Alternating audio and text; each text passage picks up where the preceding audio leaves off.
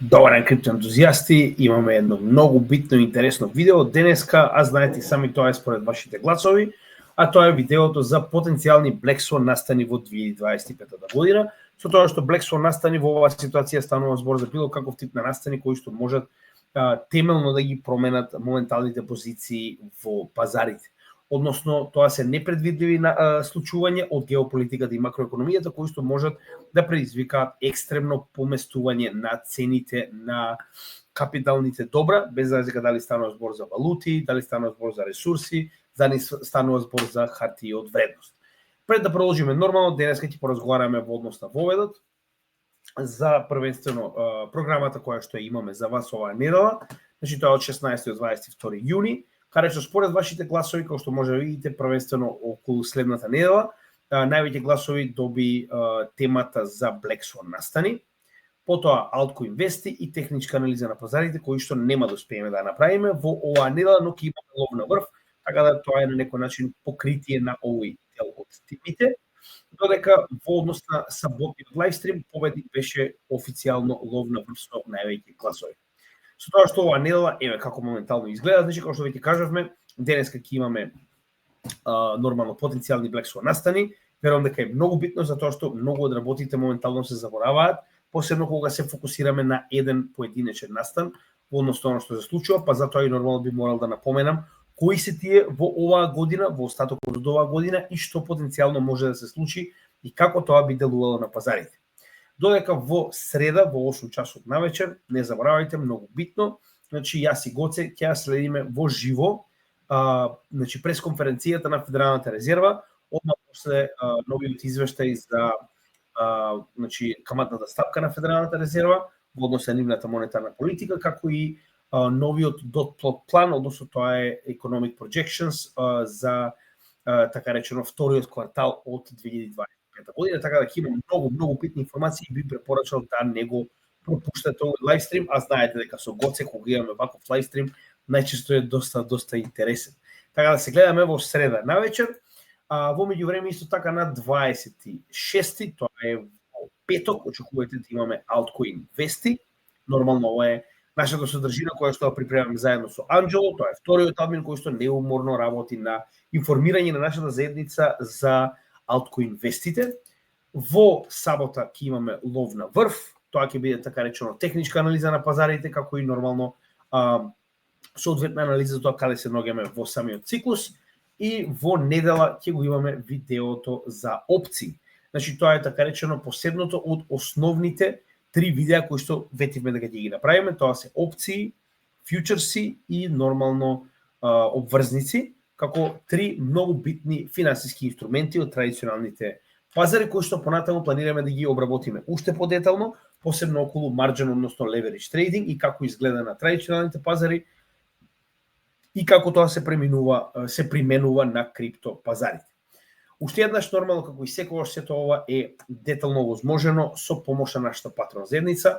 Ова е нормално заедницата која што е секогаш позади нас, како финансиски, така и нормално во однос на поддршка, заедно со нив обработуваме многу од овие материјали, добиваме многу информации од истите, а ова нормално е достапно на patreon.com. Тоа е посебен тип на апликација, односно страна која што има своевидно своји форуми. Ова е наш форум, место каде што дел од нашата заедница нормално заедно присуствува и споделува знаења, споделува информации, учи едни од други, нормално се надградуваме заедно како заедница, со тоа што оваа минимална членарина ни помага да можеме да ја подигнеме нашата работа на многу повисоко ниво, да организираме настани како втората македонска криптоконференција, како моето гостување во Велес и предавање, а понатаму планираме и многу интересни активности од овој тип, а сите оние кои што се веќе членови на нашата патрон заедница добиваат пристап до нашите чатови.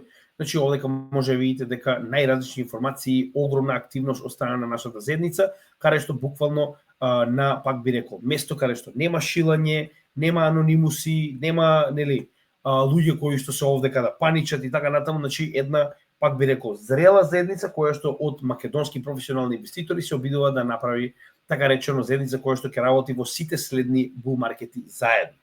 Покрај овие чатови кои што може да видите овдека, имаме нормално и директни пораки до нас. Значи еднаш дневно ги одговараме сите пораки на сите наши членови, како и еднаш месечно имаме посебен тип на лайвстрим. Тоа е лайвстрим на Microsoft Teams, каде што ги одговараме сите прашања на сите наши членови и нормално на тој начин директно соработуваме и директно разговараме со нашите членови. Тоа е околу нашата Patreon заедница. Овдека би ви препорачал значи уште еднаш да пробате да видите како е да се биде дел од оваа заедница, со тоа што можете нормално да се приклучите 7 дена бесплатно и да видите дали потенцијално ова би одговарало на да речем вашите едукациони потреби. Дополнително, ако имате проблем затоа што некој од нашите членови имаат ваков проблем, би можеле потенцијално да го направите така речено вашето членство преку крипто на годишно ниво и тоа да го направите со следење инструкциите на овој слайд.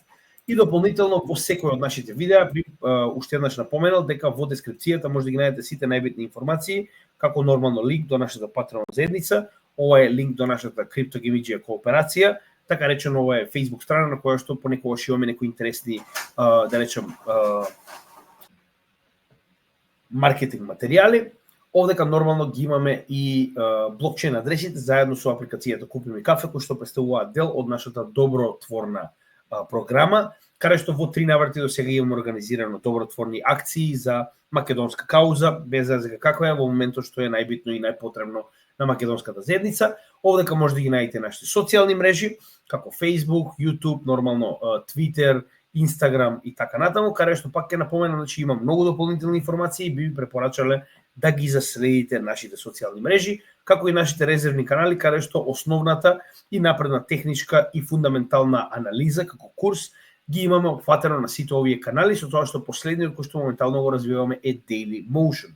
Тоа е канал на dailymotion.com, CryptoGameGA, каде што можете од почеток да ја проследите ова напредна плейлиста за видеа каде што може да научите се што ви е потребно како инвеститор почетник во однос на фундаментална и техничка анализа на пазарите, каде што сме стигнати до некој 33-то видео, 140 можни. Ви препорачав да го заследите канал и да ја следите оваа програма секое утро по едно видео, на тој начин ќе може да стигнете до таму каде што се наоѓаат и сите наши останати гледачи нормално и на тој начин нормално ќе можете да ја проследите, пак ќе кажем, целата оваа програма бесплатно. Со тоа што сега моментално ќе почнеме со денешното видео. Само секунда. Сега, како што ви ќе кажаме, денеска имаме многу битна тема, а тоа е потенцијални Black Swan настани во 2025 година. Со тоа што овдека нормално ќе ги обработиме овие настани, како што сметам дека се на некој начин првенствено во макроекономијата најбитни, а потоа и во геополитиката. Значи имаме 3 различни случувања во макроекономијата, кои што верувам дека се најбитни во моментов, има и дополнителни други, но би ги обработил оние кои што верувам дека има најголема шанса да се случат и нормално две случувања во геополитичката сфера. Со тоа што во макроекономијата тоа се тарифна војна, јапонски carry trade кој што може повторно да се случи, рецесија во Мурика, а додека во геополитиката се иранската војна и руската војна. Како што може видите под мојата профилна слика, може да ги следите така речено темите на кои што моментално разговараме и нормално да прескокнете до онаа тема која што ви е најбитна доколку имате ограничено време. Првата работа за која што ќе разговараме е нормално, како што знаете и сами, за тарифната војна. Односно, ако се сеќавате, Орангутанус американус во април, на 9 април, ако не се лажам беше, значи прогласи некаква си Liberation Day ситуација во која што, како што може видите и сами, назначи огромна количина на досега невидени тарифи на без разлика дали станува збор за негови партнери и сојузници или пак непријатели и би рекол држави кои што се негова директна да речем компетиција, така. Со тоа што една работа која што мораме да забележиме е дека истиот направи да се на некој начин применат овие тарифи и во следниот ден истиот ги одложи за 90 дена. Значи, ако се сеќавате, истиот стави рамка од 90 дена, која што официјално завршува на 9 јуни. Проблемот е што, според нивните, ако се сеќавате, да речем пресметки, Истите очекуваат дека во текот на овие 90 дена, односно 3 месеци, очекуваат неверојатни 150 држави да склучат договор со нив и на некој начин да дават поволности на Америка со цел да добијат помали тарифи. За оние кои што не знаат, тарифи представуваат царини. Односно, колку треба да платите царина за она што моментално се обидувате да го увезете во Америка. Проблемот е што од овие 90 дена, моментално со оглед на фактот дека ние се наоѓаме на 16 јуни, ние се наоѓаме на последните 20 на дена. Значи, официјално од 20 јуни до 9 јули би стигнале до последните 20 дена. Значи, тоа се веќе, колку што може видите сами, повеќе од 2/3 од времето за овие договори помеѓу 150 држави и Америка е завршено. Каде е овдека главниот проблем? Ако се сеќавате, единствен договор кој што успеа во овие 70 дена да го склучат, беше договорот помеѓу Мурика и Мала Британија. Во превод тоа е, како пак ќе кажам, ние да склучиме договор со Црна Гора моментално до нас и тоа ние да кажеме дека е светски успех и дека сме успеале не знам што да постигнеме, а имате уште 195 земји кои што се уште не успеале да не само тоа не успеале да седнат на преговарачка маса, а не па да склучат договор со Мурика. Тоа е значи разликата кога очекувате од човек кој што цел живот се занимава со недвижности да води држава, дипломатија и нормално економија. Значи, еве ви прост пример како тоа изгледа. Сега, една работа која што мораме да разбереме е дека враќањето на овие тарифи ние се уште немаме апсолутно ниту идеја како ќе делува на целиот свет и економијата. Зошто го велам ова? Ние моментално функционираме, како што знаете и сами, ова е Трамп тариф тракер кој што ние го следиме. Значи, ние моментално функционираме со одредени тарифи кои што он ги има поставено во однос на ресурси, како што е челик, алуминиум, дрва и дрвени, или да речем, ова е, како го нарекуваат практично, дрво за обработка, како и бакар. Овде ќе имаме дополнителни тарифи на коли и автомобилски делови, но тоа е во однос на ресурси. Додека, како посебни држави, ние се уште имаме 10% на целиот свет, со исклучок на 25% на Канада, Мексико и 30% на Кина. Ова е само привремено, не е ни решение, ова е одложување на проблемот. Зошто го велам ова?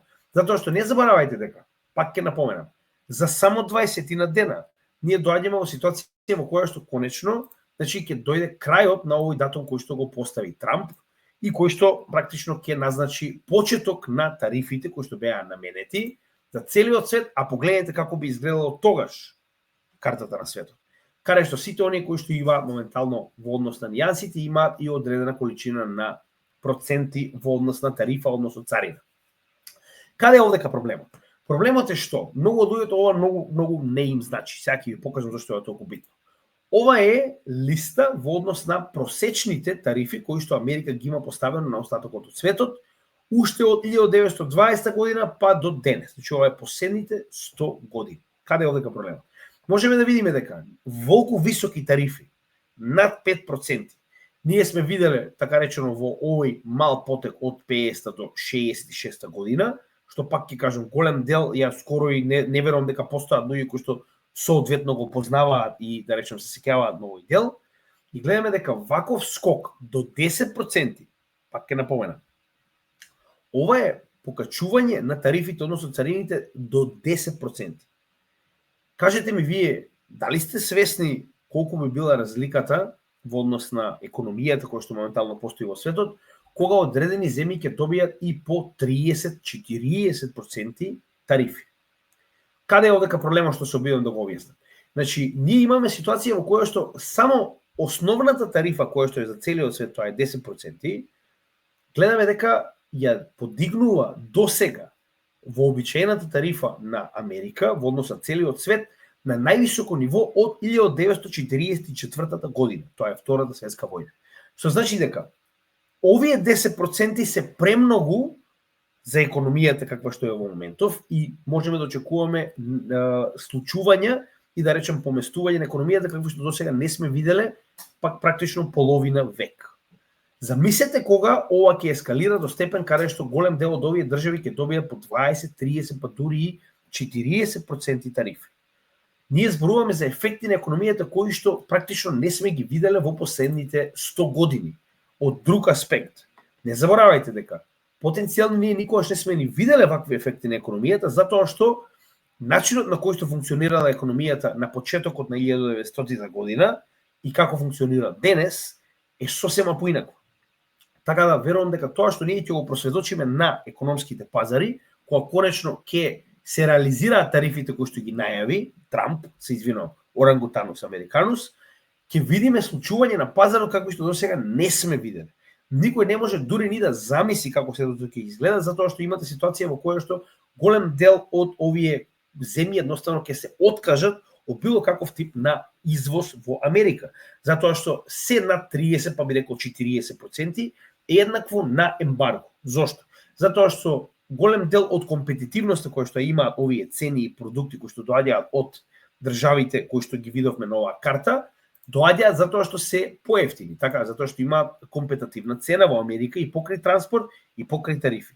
Кога вие ќе додадете 30 па дури и 40% на таа цена, автоматски вие ставате практично ембарго на целата таа држава да не може ништо да увезува во Америка. Што значи дека ние имаме ситуација во која што ќе видиме целосна промена на досега веќе постоечките supply chains, односно оние синџири на транспорт, синџири на, да речем, купување, продавање, односно извоз и увоз на одредена роба во светот. Така да се тоа ќе добие еден сосема нов лик. А како тоа ќе делува на пазарот, доправа ќе видиме. За да не ложам премногу, уште еднаш ќе напоменам, иако малку старо, ние пред 6 месеци направивме соодветно видео во кое што ние јасно ги образложивме нашите ставови во однос на царините и како истите потенцијално нема да имаат голем ефект во криптовалутите, тоа што ние го докажавме, така речено, во последниве неколку месеци, каде што видовме дека со толку големи падови и дестабилизации и неизвестност на пазарот во однос на традиционалните пазари, криптопазарите и не се во така лоша состојба, така да би ви препорачал да го најдете ова видео моментално во дескрипција, веднаш до, така речено, точката тарифна војна, и да го погледнете целосно каде што детално објаснуваме се што треба да знаете за оваа појава која што пак ќе напоменам пред 6 месеци, скоро и да не се зборуваше за неа, а ние уште тоа што дадовме заклучоци кои што гледаме како моментално се реализираат на пазарот. Кога станува збор за следната, да речем, потенцијална ситуација која што можеме да видиме на пазарот, тоа е јапонскиот carry trade. Исто така и за ова имаме направено видео кое што во тој момент беше, пак ќе кажам, единствено на македонски јазик. Нема да навлегуваме премногу, она што сакам да го објаснам во кратки црти е дека нестабилноста која што ја видовме во моментот кога се случи прв пат јапонскиот carry trade, за кој што ќе поразговараме моментално, предизвика големи промени на пазарите. Иако, како и за тарифите, јас и за ова верувам дека ќе има позитивен ефект врз криптопазарите, но сепак нормално ќе оставиме пазарите тоа да ни го покажат, затоа што и ова е на некој начин појава која што е невообичаена, затоа и се вбројува во Black Swan настани, и затоа би напоменал дека ќе треба навистина да обрнеме дебело внимание за истата ако се повтори, како потенцијално би реагирале. Повторно, јас и понатаму верувам дека ова ќе биде позитивно за нас и сега ќе го образложиме тоа во соодветна мала презентација околу овој дел. Каде е одека проблемот? Значи имаме ситуација во која што во престојниот, да речем, период од 2019 година па наваму, ние имаме ситуација во која што самите каматни стапки на BOJ, односно тоа е Централната банка на Јапонија, беа екстремно ниски. Додека од 2022 година наваму, знаете и сами, тоа го следиме детално и темелно на каналот, имавме екстремно покачување на каматните стапки на Америка. Со тоа што доаѓаме во ситуација во која што колку е пониска, како што знаете и сами, каматната стапка на Централната банка на одредена држава, во оваа ситуација на Јапонија и Мурика, толку нормално и капиталот кој што го позајмува од ново испринтани валути е поевтин. Што значи во оваа ситуација кога имаме екстремно ниски каматни стапки во Јапонија и екстремно високи каматни стапки во Америка, луѓето кои што се обидуваат да на некој начин профитираат во оваа ситуација, позајмуваат јен од Централната банка на Јапонија по екстремно ниски каматни стапки, кои што потоа го заменуваат во долари и ваквите долари ги користат нормално со цел да купат харти од вредност, најчесто на краток рок, кои што се екстремно моментално лукративни затоа што со високите каматни стапки на Федералната резерва, значи се поскап станува начинот на кој што државата може да поземи средства. Зошто го велиме ова? Еве прост пример. Значи можеме да видиме дека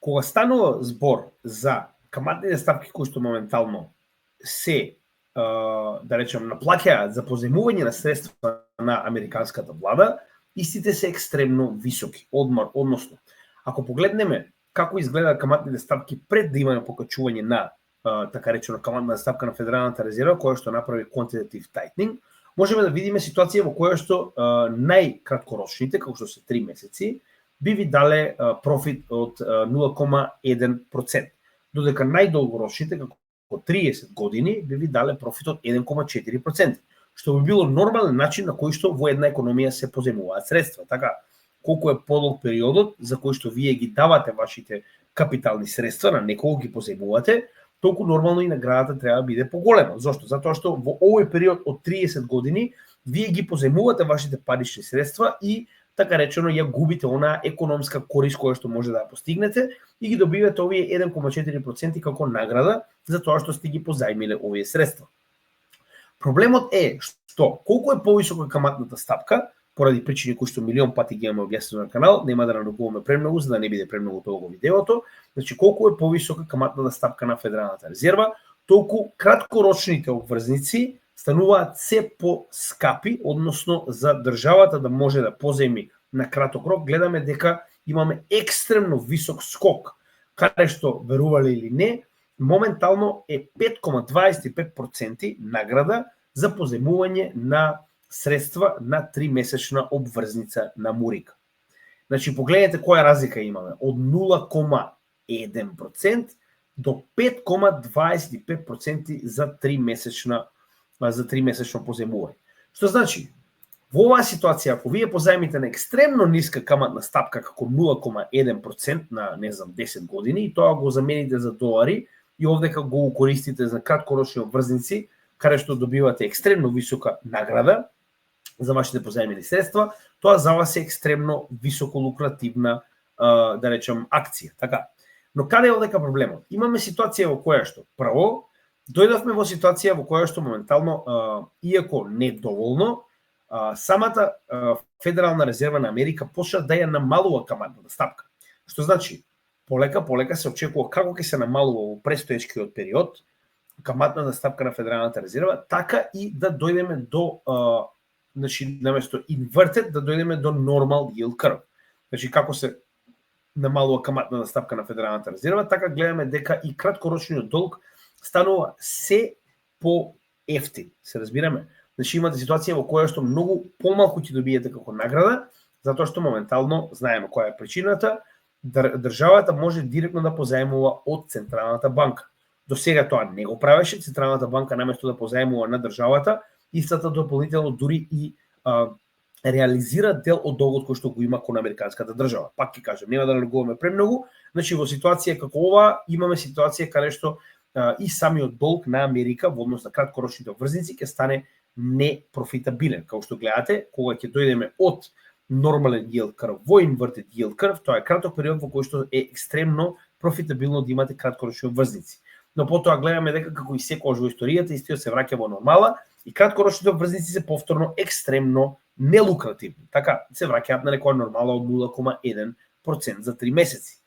Проблемот во оваа ситуација е што пропратно на тоа дека моментално се движиме кон враќање во нормала на самиот yield curve на Америка, имаме ситуација како изгледа, да речем, од претходните ситуации, гледаме дека колку повеќе така речено се намалува каматната стапка е оваа црна линија, толку повеќе гледаме дека нормално овој inverted yield curve, каде што краткорочните обврзници како 1 година и долгорочните обврзници како 30 години стигнуваат да бидат практично иста награда, што не би било логично. И како се враќаме назад со каматната стапка, така истите се враќаат во нормала, каде што краткорочните обврзници како оваа од 1 година се екстремно ниски во однос на награда, додека оние долгорочните нормално треба да бидат со висока награда. Каде е овдека проблемот? Ние имаме ситуација во која што не само што Американската Централна банка, односно Федералната резерва, почнува да го враќа yield curve во нормала, да ја намалува каматната стапка, ние имаме за прв пат во многу долг период, погледнете, од 2016 година, за прв пат ние имаме покачување на каматната стапка на BOJ, односно на Централната банка на Јапонија. Што значи имаме ситуација во која што сега, оние позајмени средства на почетокот кои што биле екстремно ниски во однос на колку треба да платите, погледнете и сами, значи ние зборуваме за апсолутно нула. Значи вие треба да платите нула, така речено, како комерцијална банка, која што позајмува директно од Централната банка на Јапонија, треба да платите 0% камата. На тој начин Централната банка на Јапонија ја стимулира економијата во Јапонија. И сега најнаш доаѓаме во ситуација каде што од нула за само неколку месеци сме стигнале до 0,5%. Што значи дека сега комерцијалните банки ќе мораат да ги покачат каматните стапки по кои што позајмуваат на собствените клиенти. И ако вие претходно сте позајмиле по нула, сега веќе треба да платите 0,5%. А во исто време, оние краткорочни обврзници кои што претходно биле крајно лукративни, почнуваат да стануваат не толку лукративни, а вие се уште ги држите, така? И сега се случува ситуација во која што овој сетап се поништува, се враќа во нормала и лукративноста која што претходно била во краткорочните обврзници да биде не толку лукративна, а од аспект на јапонската банка имате ситуација во која што позајмените средства ви стануваат се поскапи. Затоа што вие имате каматна стапка која што е флуктуирачка, што значи дека постојано се променува. И сега почнува да расте и вие се наоѓате во ситуација во која што имате момент каде што претходно кога сме имале екстремно ниски каматни стапки на Централната банка на Јапонија и екстремно високи каматни стапки на Федералната резерва, доларот бил екстремно повисок во однос на вредност наспроти јенот. Што значи дека вас уште толку ви одговарало да држите долари и да чекате награда од овие обврзници. Сега, кога конечно добивме промена, така речено, на оваа полиса, имаме ситуација во која што имавме огромни падови, првенствено во јули 2024 година, кога за прв пат се случи овој Japanese carry trade, и повторно гледаме дека истото се случува уште од декември па навам. Каде е овдека проблема?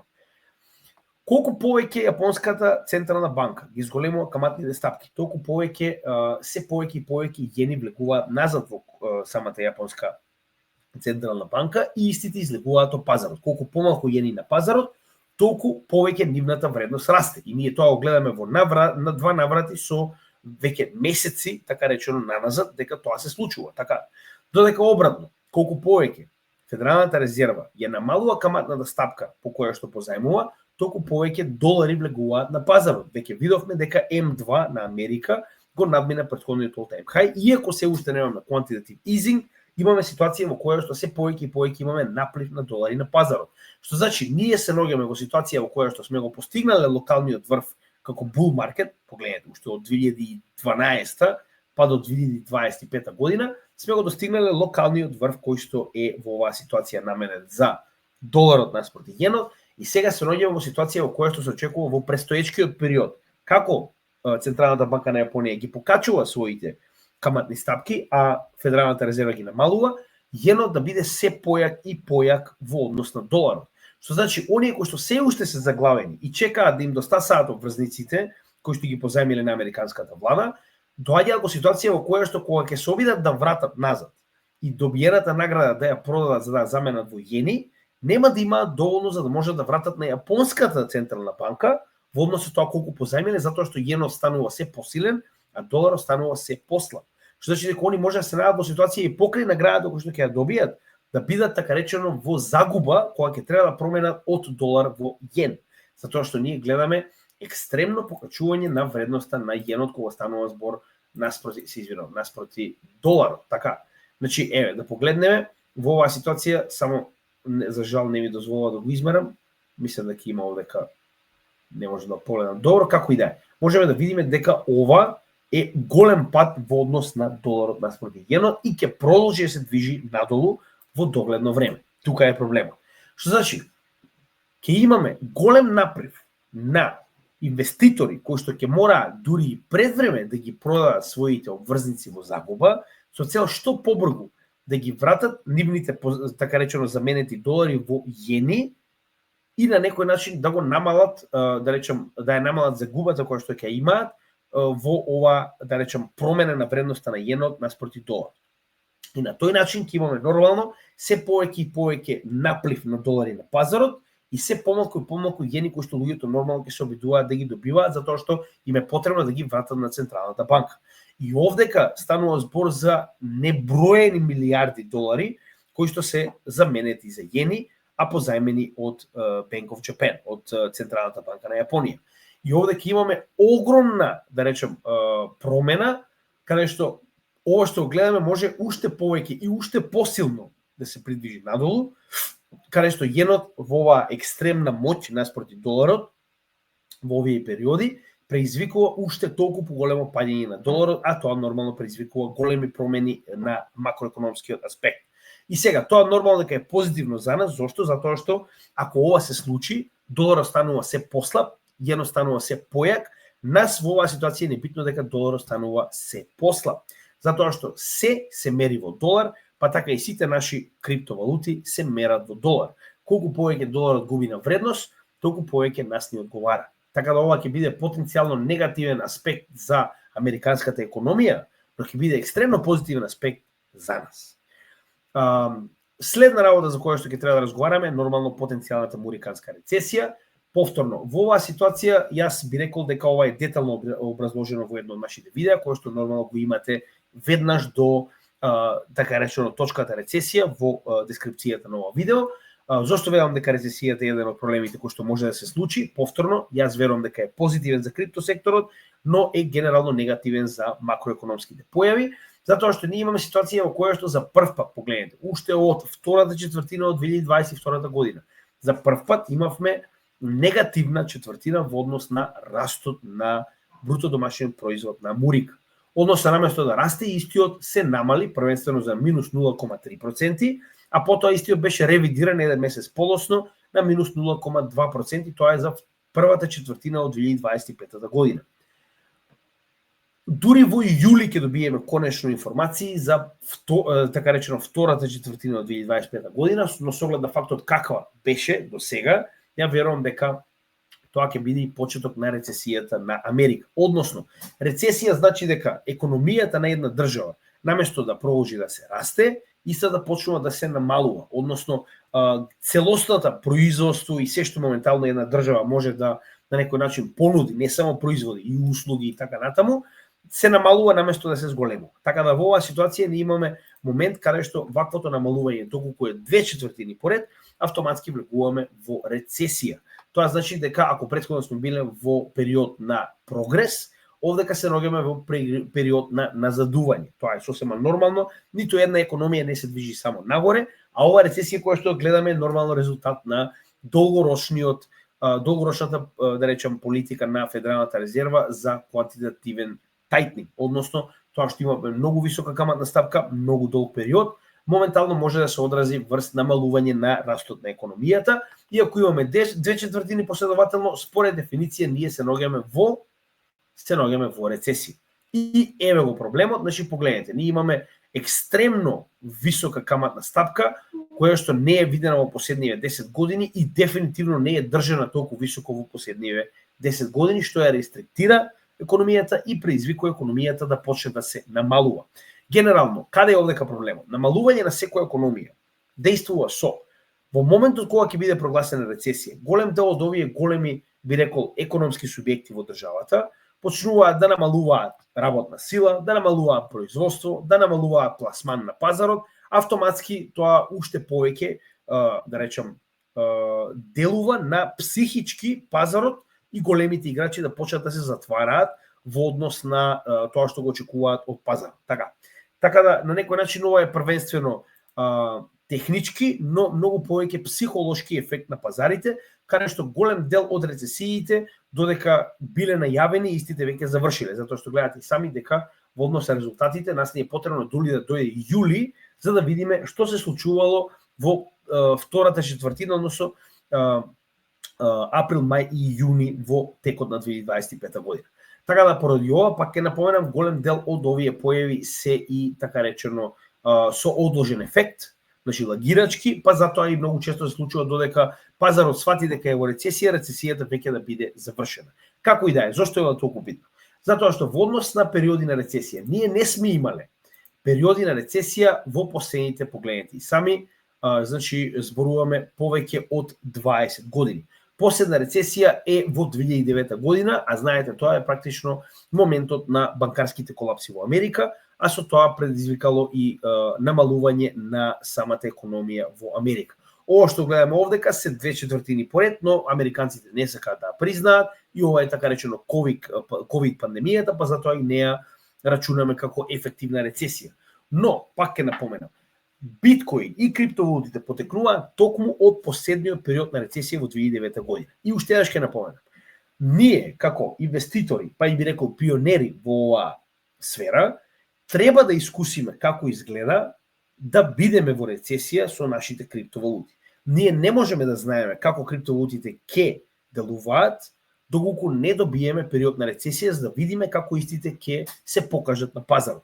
Јас си понатаму верувам дека има голема веројатност рецесијата самата по себе, како и тарифите, да не делува директно на криптовалутите. Уште еднаш зошто го велиме тоа? Затоа што рецесијата е појава која што се случува во една економија. Дури истата да се прошири низ други економии, нормално со оглед на фактот дека како една економија која што е водечка во светот не произведува толку или не купува толку, нормално дека оваа рецесија ќе се одрази и на други економии. Но разликата е во тоа што имаме ситуација во која што во овој момент рецесијата е лоцирана на една економија. За разлика од тоа, криптовалутите се глобална појава.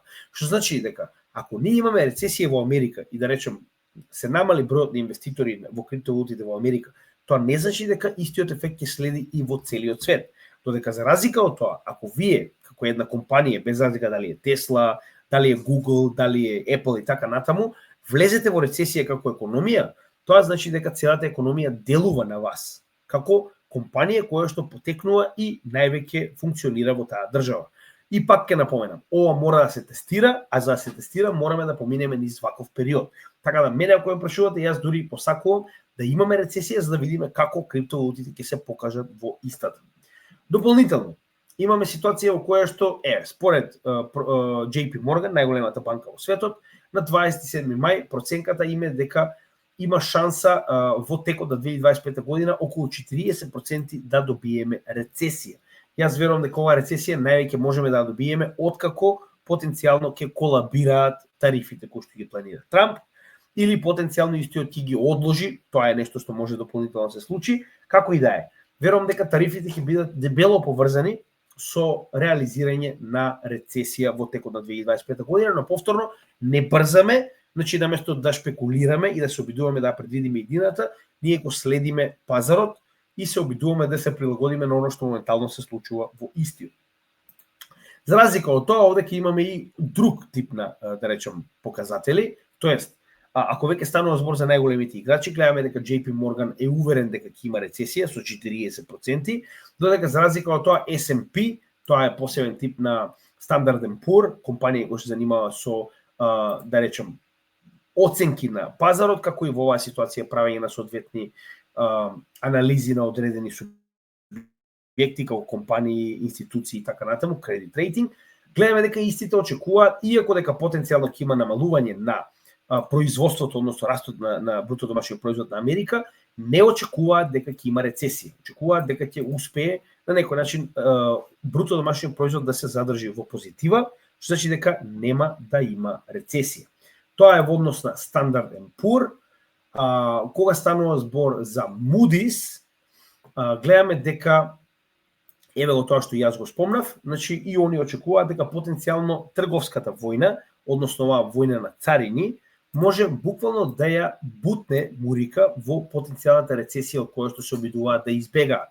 Moody's е исто така кредитна агенција како Standard & Poor, кој што моментално се занимава со оваа тематика. Повторно, нема да шпекулираме, туку ќе го следиме пазарот, затоа што ние не можеме да очекуваме кои ќе бидат ефектите од тарифите кои што не се имплементирани, не знаеме дали ќе бидат имплементирани, ако се имплементирани, не знаеме во која количина и висина ќе бидат имплементирани. Така да, продолжуваме да го следиме пазарот, а во меѓувреме, како што веќе кажав, ова е видеото кое што ви го спомнав на самиот почеток. Ова е видеото кое што практично ние зборуваме за потенцијална рецесија во текот на 2024 година и може многу лесно да го најдете во дескрипцијата на нашето видео, каде што ќе може во детали значи во 1 час и 20 минути да видите се што мислиме во однос на потенцијална рецесија и зошто веруваме дека рецесијата е на некој начин позитивен момент кога станува збор за криптосекторот и може да заврши крајно позитивно. И последната тема која што имаме за денеска, нормално се геополитичките појави кои што ги имаме, знаеме кои се нормално, тоа се двете војни кои што се активни моментално во светот, меѓу кои првата е Иран, а нормално втората е Русија. Тоа што прво ќе разговараме за иранската војна, која што е во многу поразгорена форма и е многу битно да разговараме кои потенцијални моменти може да се случат, кои што ќе делуваат директно на пазарите. Една работа која што мораме да напоменеме како и секогаш е фактот дека геополитичките појави многу пострашно, многу побрзо и многу порадикално делуваат на пазарите, за разлика од макроекономските, каде што гледате и сами, потребни се месеци за конечно да ги видиме ефектите на пазарот, за разлика од тоа кога станува збор за геополитички појави, истите дури и да нема започнато геополитички да речем конфликт, може да делуваат на пазарот и тоа екстремно. Тоа го видовме во последниве неколку дена каде што имавме екстремно голем скок на цената на нафтата. Сега овдека станува збор за Иран, кој што е енормно поголем од Израел, 9 пати поголем по популација, истиот е по површина колку Франција и Германија заедно, чисто да ви стане јасно за колку голема земја станува збор. Сега, зошто овдека проблематично? Значи ќе влеземе директно во најпроблематичните два случаи кои што може директно да делува на светот и економијата. Првиот нормално дека станува збор за светот, значи Иран има неколку различни типови на нуклеарни инсталации, кои што нормално знаете и сами се занимаваат со збогатување на ураниум, со користење на истиот за производство на електрична енергија и така натаму. Со тоа што моментално нападите на Израел наводно требаше да бидат само врз нуклеарната инфраструктура, како и да е, истите беа на самиот почеток. И прва работа која што е многу битна е дека двата најголеми и најстрашни нуклеарни капацитети кои што ги има во Фордо и Кондаб не се оштетени толку за да предизвика нуклеарна катастрофа, што е многу битно. Значи, ова е нормално директно од Комисијата за атомска енергија при Обединетите нации, потврдено, додека за разлика од тоа имаме една инсталација која што е потврдена дека е оштетена и во исто време, за жал, имаме радиолошка контаминација, односно имаме ситуација во која што има нуклеарно зрачење од оваа локација.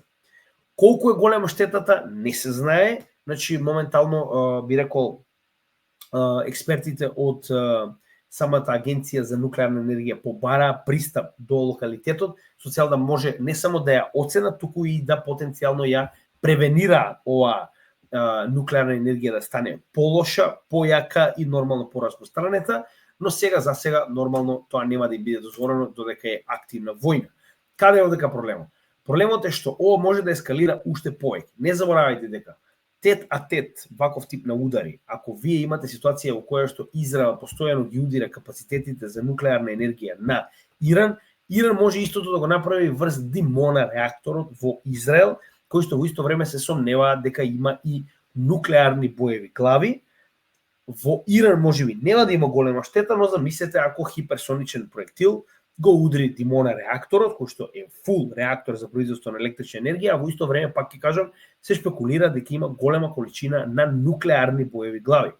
Тек тогаш, верувам дека пазарите нема да ни бидат приоритет воопшто. Како и да е, моментално имаме итен состанок кој што треба да се одржи во текот на оваа ноќ или следниот ден на Агенцијата за нуклеарна енергија при Обединетите нации, кој што понатаму ќе одлучи што понатаму треба да се направи за да се превенира било каков тип на штета и нормално ова да предизвика светска катастрофа. Че ова е многу итна ствар, многу битна ствар и јас не можам да разберам како некои ретарди како Израел и понатаму не разбираат, значи пак ќе кажам ја, во историјата ова е прв званичен воен удар врз нуклеарни капацитети. Вие треба да сте комплетно ретардиран за да направите вакво нешто. Од друга страна не заборавајте, пак ќе напоменам, нуклеарната енергија не познава граници, нуклеарната енергија нема потреба од пасош, нуклеарната енергија не можете да ја запрете. И ако истата се прошири, тоа нема да биде проблем само за Иран, тоа ќе биде проблем за сите земји, вклучувајќи го и Израел. А од аспект на тоа дека може да биде нивниот Димона реактор нападнат, па тоа колку проблеми има. Првата работа која што веќе ја кажаме нормално и понатаму нуклеарната пресметка, каде што официјално Иран известува дека во соработката со Пакистан како братска муслиманска земја се тврди дека Пакистан, кој што е нуклеарно наоружен, е спремен да искористи нуклеарно оружје против Израел ако Израел го искористи своето нуклеарно оружје против Иран. Ова е нешто што може да ескалира во ефективна трета светска војна. Јас стварно се надам дека нема да стигнеме таму, но како момент мораме да го спомнеме. Че ова не е шпекулација на некои треторазредни таблоиди, ова не е некоја шпекулација на режим, ова е официјално објавено од The Economic Times, како еден од најголемите таблоиди во светот.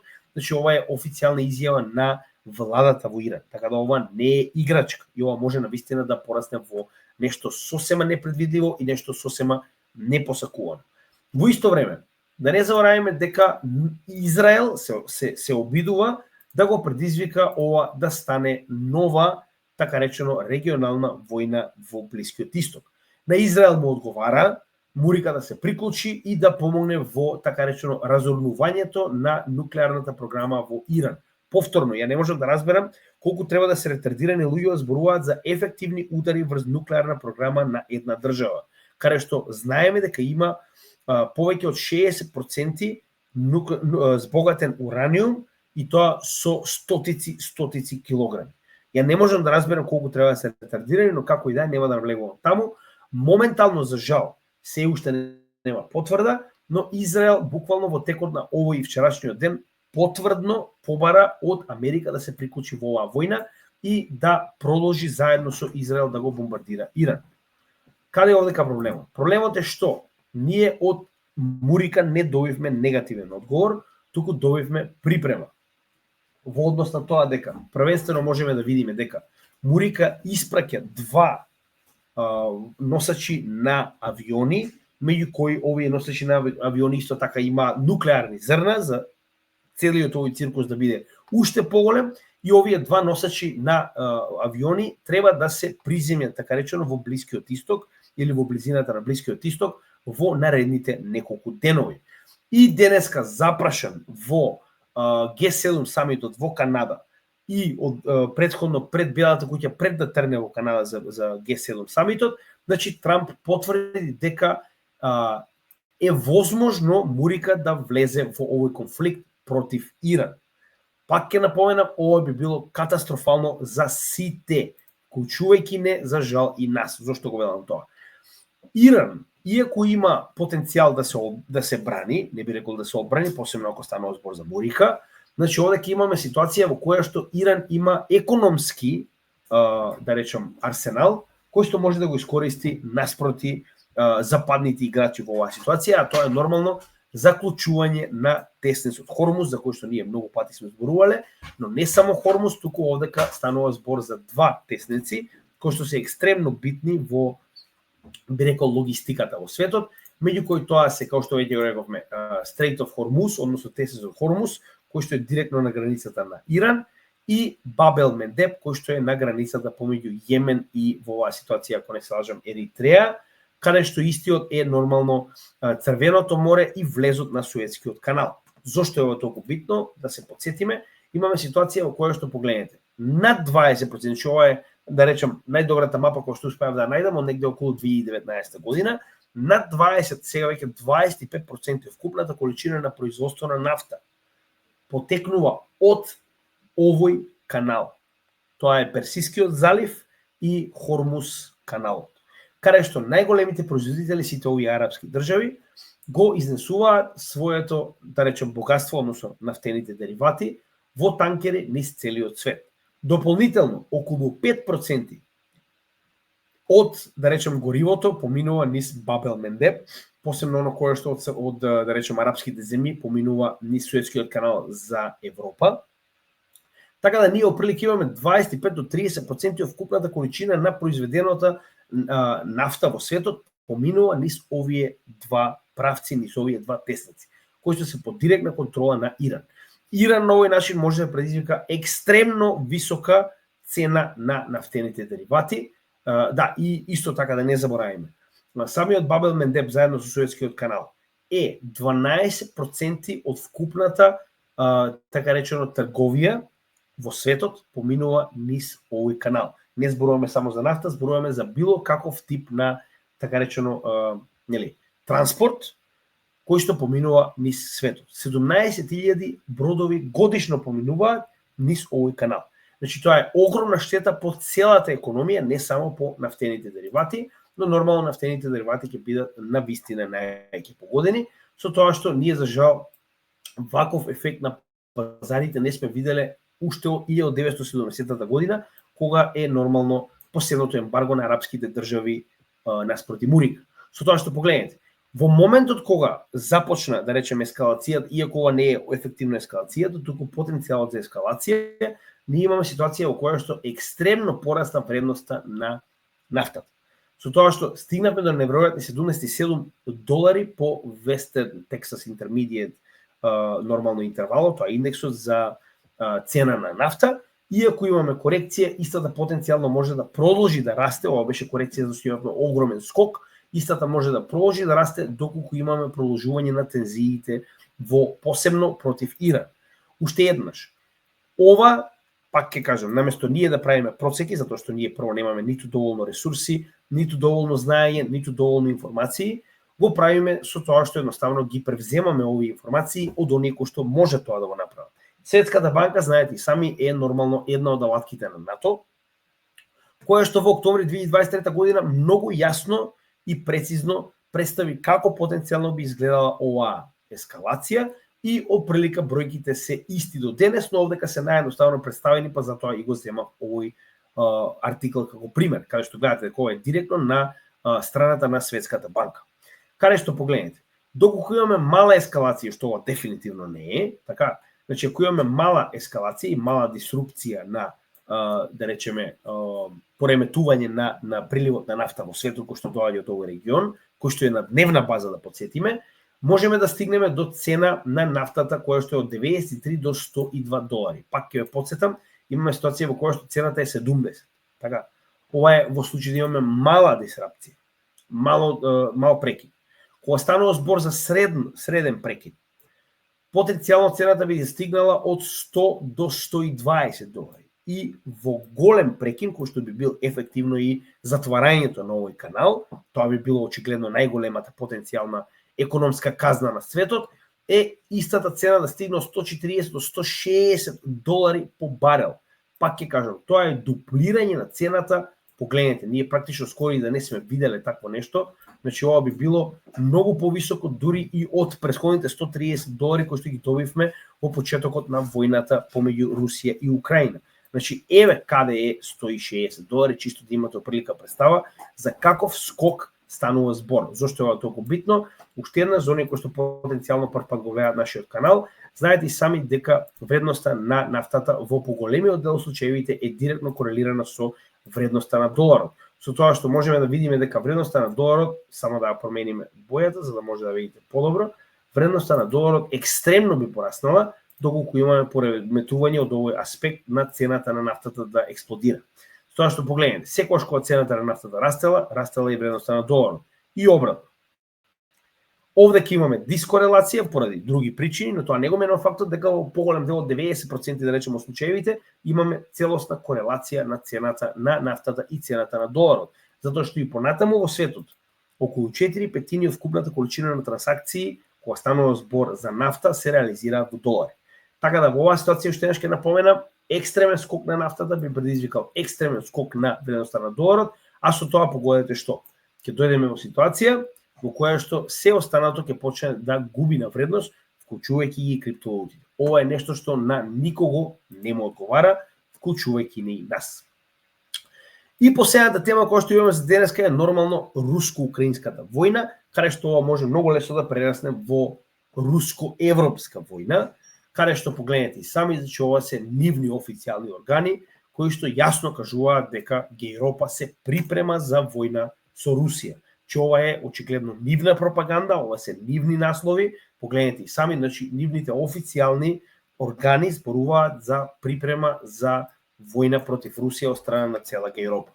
Со тоа што погледнете, Ние ова нормално јавно го гледаме како нивните политиканти, почнувајќи со Урсула фон дер Лајна, зборуваат за планот за ренаоружување на Европа, каде што апсолутно се обидуваат дури и, пак ќе кажам, парите на секојдневните граѓани во Европа да ги искористат наводно за да можат да соберат она што го планираат, а тоа е, погледнете, 800 милиарди долари со цел да на некој начин ја наоружа повторно Европа, значи повторно се отвараат капацитетите за производство на оружје и така натаму, со тоа што дури нивните засебни членки активно зборуваат, погледнете, Мрсулково, чиј што дедо е нацист, јавно зборува дека се обидува да изгради најсилна армија во Европа.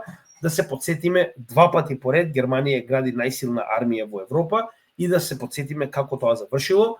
Како втор пат, така и трет пат, не е проблем, кешки нека почнат, мислам дека треба да се пресметаме, само вој пат да се пресметаме и да завршиме до крај. Ја мислам дека тоа ќе биде најпаметно, и нели, или ние, или они, и да заврши целата оваа приказна, чим се толку, нели, заинтересирани, ајде да продолжиме.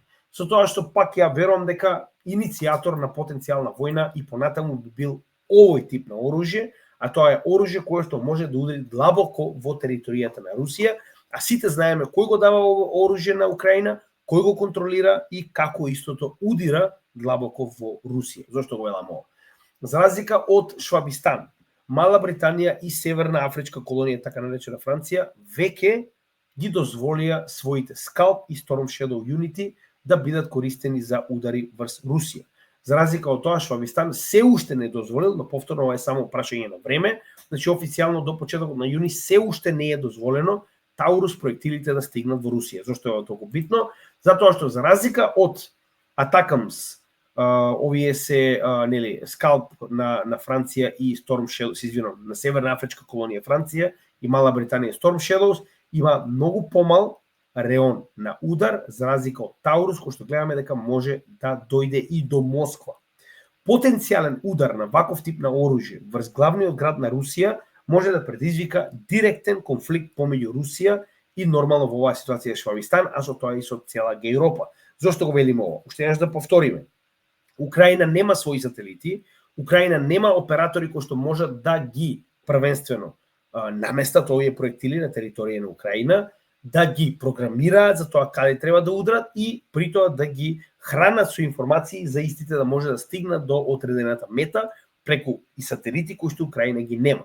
Што значи дека било кој од овие оружје, без разлика дали е американско, северноафриканско, француско, малобританско или швабско, море да биде директно користено, наместено, лансирано, водено се до неговата мета од страна на војската од соодветните држави кои што ги представуваат овие проектили. Така да, ова официјално би значило удар на Швабистан директно врз Русија. И многу пати предупредени, само прашање на време кога тоа ќе ескалира и ќе предизвика отворен конфликт каде што Русија ќе врати соодветно. Среќа наша што Русија досега не вратила и не го ескалирала овој конфликт до степен да го почне како руско-европска војна.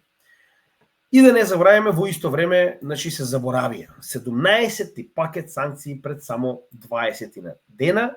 Значи зборуваме за драма, ова е, пак ќе кажам, значи во овој пакет јас мислам дека освен поларните мечки во Сибир и ако нешто останало некој животно на Камчатка што не е санкционирано, друго се е санкционирано во Русија. И еве, чисто да ви покажам како тоа изгледа, Rubble to Ruble, се сеќавате на тој дел од стариот што зборуваше, еве го иницијалниот пад на рублјата, истата се задржи, имаше втор пад и погледнете каде се наоѓа моментално рублјата наспроти доларот. Кај се санкциите? Значи, моментално Русија е на најдобра можна позиција во однос на силата на нејзината рублја, уште од самиот почеток на војната. Кога санкциите ќе почнат? Кога? Војна е 3 години, четврта тера. Кога ќе почнат санкциите? И сега овде ќе рече ама доларот губи на вредност. Добро, еврото добива на вредност, така ли? Во однос на еврото во последните 2 години, од 2023 па до 2025, рублјата повторно има, како што може видите и сами, пораст. Кога санкциите? Нели, ајде, доларот паѓа, евро расте, така? Значи, рублјава расте многу побрзо од евро. Видовме многу пати, не само ова, само како пример го кажав. Да не забораваме дека во средината на сите овие санкции Русија успеа да стигне до четврто место по purchasing parity, како најголема економија во светот, и да ги детронира и Јапонија и Швабистан, во исто време да го дигне, пак ќе кажам, стандардот на своето население на високо, би рекол, стандардни земји по однос на тоа колку добиваат секојдневните граѓани, како нели на доместо ги каков тип на живот имаат, и да не забораваме дека исто така, значи Русија е една од најниско задолжените земји во светот, со само 9% од својот GDP, за разлика од 125% на Мурик. 9%, драги мои, погледнете слободно. Од друга страна, гледаме дека ефективно санкциите не функционираат, сакале они или не, тоа е реалноста, со тоа што за прв пат од почетокот на војната Руската централна банка дури одлучи да ги намали своите каматни стапки, кои се соочуваа со екстремно висока инфлација, нормално предизвикана од сите овие санкции, предизвикана од сите овие економски пореметувања на пазарите во Русија, каде што замислете, официјално очекуваат дека инфлацијата ќе продолжи да паѓа. Значи, погледнете, за прв пат од 2022 година Централната банка очекува дека ќе имаме стабилизирање и нормално продолжување на економијата во, да речем, некој нагорен тек, само затоа би си дозволила да има намалување, а дополнително гледаме дека и самата инфлација почнува да паѓа во последните неколку месеци и очигледно се очекува истата да продолжи. Што значи дека ефективно, како што можеме да видиме, руските пазари целосно се ослободиле од ефектите кои што ги имаа од претходно, да речем, зависноста од продавање на нивните ресурси кон Европа. Очигледно и самата Централна банка на Русија покажува дека е спремна за тоа што доаѓа, а тоа е нормализирање на нивната економија со новите партнери. И еве го Гейро News, вели, руската економија и понатаму е јака, зошто западните санкции не функционираат? Не знам зошто, не знам. Од друга страна, погледнете, во Киев се е супер, вика, и покрај тоа што Русија тврди дека нејзината економија е јака, санкциите работат, вика, само потребно е повеќе време и повеќе санкции од Трамп врз Русија. Како да ви кажам, не знам кој да го слушам, валја две страни треба да се консолидираат да кажат прво кој е во право, не знам. Како и да е, меѓу време да не забораваме дека Русија понатаму продолжува секој ден да зема нови територии на Украина. Значи Русија сама успеа да победи заедно сите членки на НАТО и плюс уште дополнителни 20 земји кои што помагаа на Украина во оваа војна. Но пак ќе напоменам, било каков тип на ескалација помеѓу Русија и Европа потенцијално може да предизвика ескалација каква што нас дефинитивно не е потребно и ефективно почнување на една глобална трета светска војна. Би рекал дека тоа е најтешкиот момент кој што може да се случи, се надеваме дека тоа така нема да настапи, но во секој случај мораме да го спомнеме како еден потенцијален Black Swan настап.